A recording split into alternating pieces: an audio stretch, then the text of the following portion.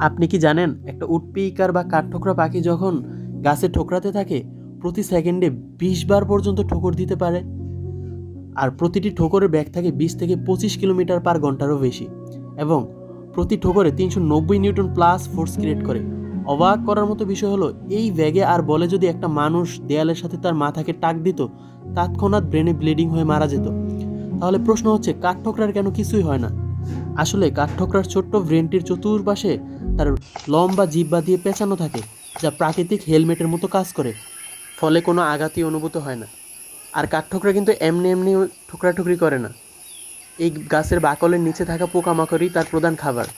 আর যখন প্রজননের সময় হয় তখন কাঠঠোকরা এই গাছের ভিতরেই বাসা তৈরি করে এবং সেখানেই ডিম পাড়ে। আসলে পৃথিবীর প্রত্যেকটি প্রাণীই স্ট্রাগল করে বেঁচে থাকার জন্য, শুধুমাত্র অলস আমরা মানুষরাই। আজকের ভিডিওটি যদি আপনাদের ভালো লেগে থাকে আমাদের চ্যানেলটি সাবস্ক্রাইব করতে পারেন। আর আপনার যে কোনো মতামত আমাদের কমেন্ট বক্সে রেখে যেতে পারেন। আমরা প্রত্যেকটি কমেন্টের রিপ্লাই দেওয়ার চেষ্টা করি। ধন্যবাদ সবাইকে। আবার দেখা হবে পরবর্তী কোনো এক ভিডিওতে। আল্লাহ হাফেজ।